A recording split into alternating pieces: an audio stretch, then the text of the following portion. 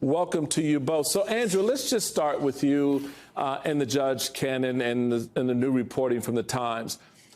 I don't think I've heard anyone really kind of answer this aspect of this case.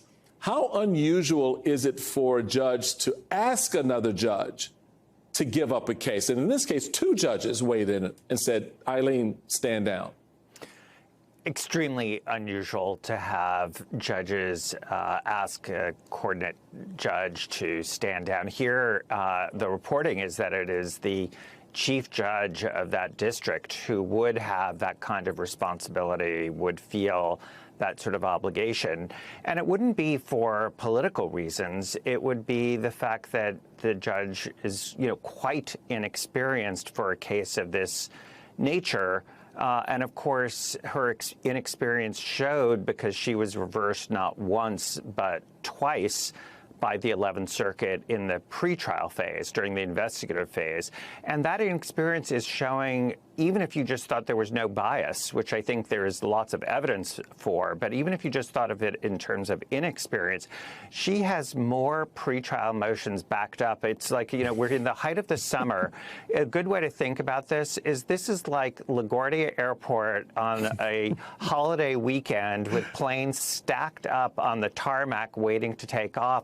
She has so many pretrial motions pending that she has not gotten to. And then instead of saying, okay, I really need help doing this, I could get a magistrate to help, I could get other judges to give me advice about how to handle it, she's not doing any of that. She's keeping all of it on her docket, has not scheduled it, and then says, the reason I can't schedule a trial is because I haven't gotten to all of that work. It is absolutely amazing to me, Lisa, in the sense that you've got Judge Cannon, who seemingly is spending a lot of time scrutinizing everyone else and every other aspect of this campaign, listen to me, of this trial, except the defendant himself, who's accused of illegally retaining classified documents. What are we missing here?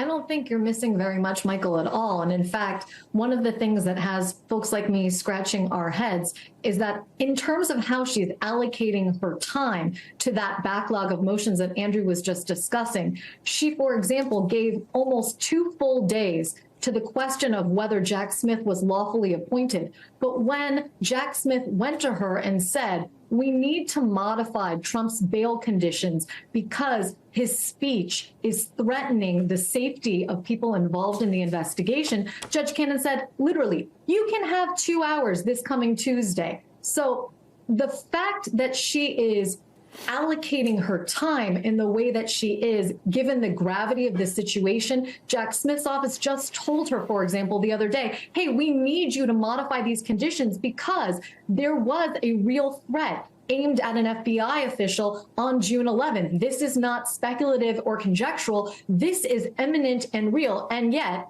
how is Judge Cannon spending her time?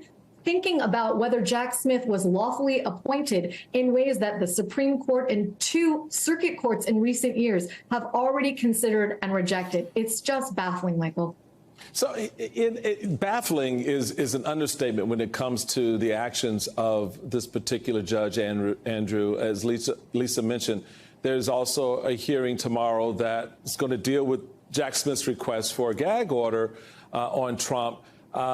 Given the fact that Trump has been making these false claims that the FBI was out to kill him during the search of Mar-a-Lago, help us understand exactly what this is that we're watching unfold here. Smith's words, sounds like, there's something else going on here, that a posse of, significant, an imminent foreseeable danger to law enforcement is his argument, while Donald Trump is like saying, no, they were coming to get me. How can Judge Cannon justify not taking actions on this aspect of it?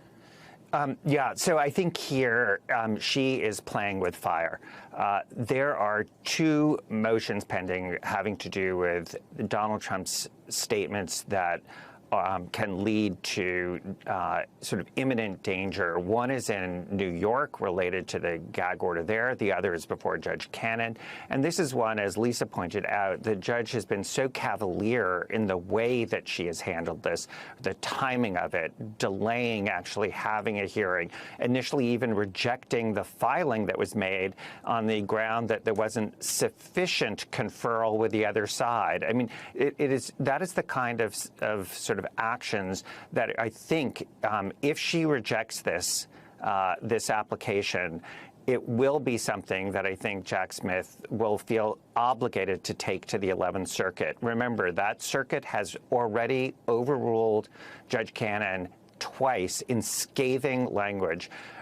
And if she does this again here, she has to know that that kind of behavior and that sort of disrespect for safety of law enforcement is precisely the kind of thing that Jack Smith will feel obligated to take up on appeal, and is the kind of thing that could really get her, depending on the panel, the judges sitting on the matter in the 11th Circuit, could really get her in hot water.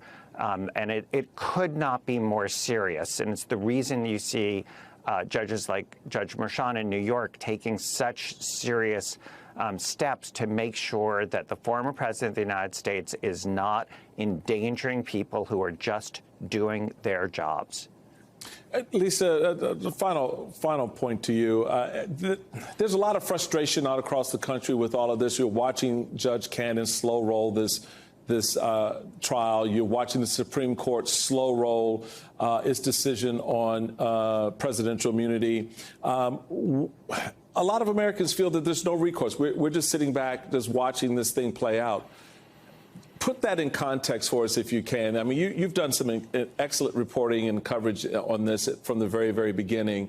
And I sense have a feel for how this is translating for a lot of the American people outside of the bubble of either side, the Trump MAGA world and those who want to see him go down. Real people out there are concerned about how this is playing out. Real people are definitely concerned. And I think one of the things, Michael, that real people are seeing is that delay is the decision in some cases, that the delay occasioned by, for example, the Supreme Court not taking Jack Smith's invitation to have an appeal directly on presidential immunity, but instead hold it off until the D.C. Circuit acted, and then not expediting briefing, but really taking their time with the case, or Judge Cannon slow walking all of the motions that continue to pile up before her. That in and of itself constitutes a real decision that folks are concerned about. And I think the other thing that folks are concerned about is, of course, these people have lifetime tenure and there is no recourse for delay. You can't appeal delay, nor can you ask for a recusal based on delay alone. In fact, the 11th Circuit has recently been inundated with complaints from people in the public who said, you should remove Judge Cannon from this case based on the fact that she is failing to take action. And in a very short order, the Chief Judge of the Circuit, Bill Pryor, said, look, delay is not, under our rules, a basis for getting somebody out of a decision, getting someone off a case. So I think the American people, if they are concerned about these kinds of delay, they are the ones who can take action. Only their choices at the ballot box can start to reverse some of what we see as delay actually resulting in almost a decision in the former president's favor. The only way to reverse this is for the people to take action themselves and elect a president who will appoint judges who will consider the rule of law and take it seriously. Yeah, we're at a point, Lisa, where, we're talking about presidents appointing judges who would consider the rule of law. Tells you a lot about the times. Andrew Weissmann, Lisa Rubin, thank you both very, very much. Appreciate it. A new book from author Ramin Satuda is pulling back the curtain on Donald Trump's time working on The Apprentice. But it's also shedding more light on the person Donald Trump is now. Because in his interviews with Trump after he left office, Ramin was sitting before a man who was clearly confused about a lot. And it's all on tape.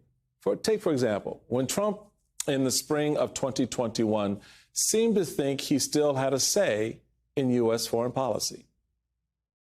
The reason I'm doing this and devoting a lot of time to it, I have to get back up because, I'm doing the whole thing with the Afghanistan. Has he blown that Afghanistan? There's also a moment where Trump is clearly still struggling with timelines because he suggests that Joan Rivers, who died in 2014, voted for him. Joan said she was a Republican. Did you know that?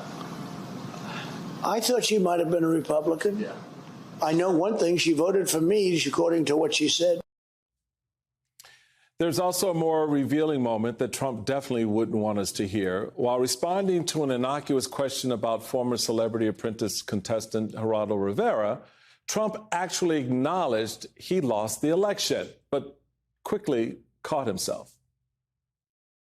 What was Geraldo like? He was good. He did a good job. Yeah. He was smart, cunning. He did a good job. And are you guys still close, or are you no more? No, I don't think so. He is, after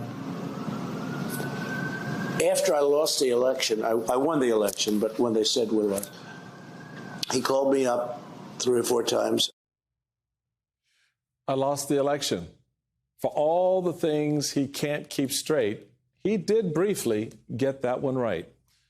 Ramin Satuda now joins me. He's co-editor-in-chief of Variety. His new book is Apprentice in Wonderland, How Donald Trump and Mark Burnett Took America Through the Looking Glass. Ramin, this is an incredible work, my friend. You include those moments in the book where Trump has trouble with some facts and timelines, and that's really putting it kindly. What do you want readers of the book and the voters out there who are going to hear about this and take something from it to understand about who this guy is right now, who Donald Trump is right now? Thank you, Michael, for having me. I really appreciate it. My book is based on 6 interviews that I conducted with Donald Trump between 2021 and 2023. It's the most on-the-record access Trump gave any journalist since leaving the White House. And what was so interesting in the time that I spent with Donald Trump was that it became very clear to me that he still looks at the world through the paradigm of reality TV. He became incredibly famous because of The Apprentice, which aired starting in 2004, and he views the presidency and his campaigns for the highest office in the land as extensions of reality TV. And that's why when we hear him at his rallies and he's talking about sharks or Silence of the Lambs and everyone is very confused, he's not interested in governing or policy. He just wants to entertain people. And I think if you look at Donald Trump through that lens, it becomes much more clear what he's trying to accomplish. That's the scary part. I've been saying it since this whole thing began with him, going through that looking glass of reality TV for Donald Trump, because that's the world he exists in. So in reaction to the book, what has that world been like in terms of responding to you in this book? What have they said? Have you gotten some reaction from Trump's orbit? I can't imagine they're thrilled about this book and the stuff you're putting out there right now. The Trump campaign issued a statement. So in the book, I write about how I interviewed Donald Trump and then returned to Trump Tower 3 months later, and he has no memory of our first conversation, which was a very jarring moment in our time together. And the campaign wrote back that it was a very over-the-top statement. It actually was comical and it was funny and it made me laugh when I read it. But again, it's an extension of reality TV. They said something to the effect of, because I was a nobody, it didn't really matter, but the president knew who I was. But this is like being on a reality show. It's like when you watch, Trump in the boardroom talking to Dennis Rodman or Omarosa. That's the way he conducts himself, and millions of Americans like that. And I think the way in which the Biden campaign needs to approach him is as an entertainer, not as a traditional politician. I have to be honest, I've been referring to this period of Trumpism as the longest weekend at Bernie's in history.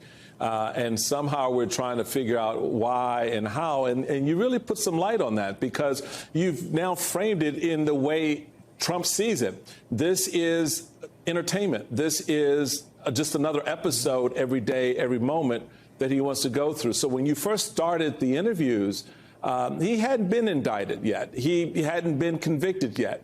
Have you noticed a shift in his behavior since all of that happened? How has that reality affected his reality TV view of his presidency?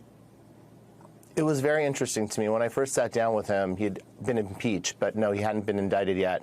But he was deflated. He was sad. He seemed like he was trying to find his place. He missed the cameras, clearly. He missed the attention. And then when I sat down with him again in Mar-a-Lago in November of last year, I thought he would probably be in a worse place given everything that was happening to him. The civil fraud trial was happening on that day in New York. We were in Florida. But actually, he was energized by the attention. He was excited by his poll numbers. And it became very clear to me that it didn't matter if it was good things or bad things. Donald Trump just likes things happening around him, and he likes the attention.